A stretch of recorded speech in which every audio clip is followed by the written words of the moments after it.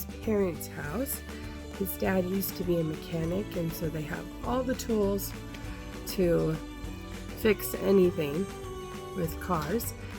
And we need to replace the blinker light in one of our vehicles, so we are here today, and that is what Jeremy is working on. Let's go take a look at what he's up to.